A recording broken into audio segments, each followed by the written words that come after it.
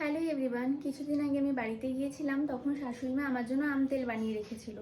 এবার সেটা আমি এখানে নিয়ে এসেছি। সে কারণে মা বলেছিল যে আম তেল সবসময় কাচের বয়মে থাকলে ভালো থাকে, সে কারণে এই দুটো কিনেছি।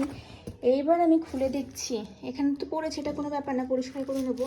আমার আম তেলের অবস্থা এইরকম নষ্ট হয়ে গেছে। আমার মনটা এতটা খারাপ লাগছে। আর তার মানে কালকেই আমার হাজব্যান্ডের একটা স্টুডেন্ট এতগুলো আম দিয়ে গেছে, কাঁচা আম।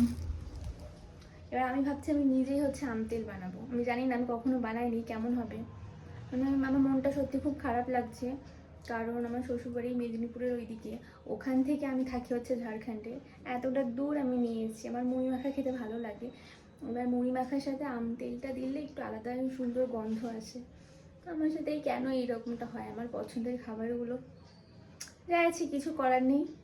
এখন আমাকে নিজেই বানাতে হবে। আমি চেষ্টা করব এটা দিয়ে আম তেল বানানোর। মানে এত শখ করেই বয়মগুলোও কিনেছিলাম।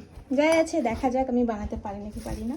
এখন আমি নিজেই আম তেল করবো, মায়ের থেকে শুনে নেবো যে কীভাবে করবো।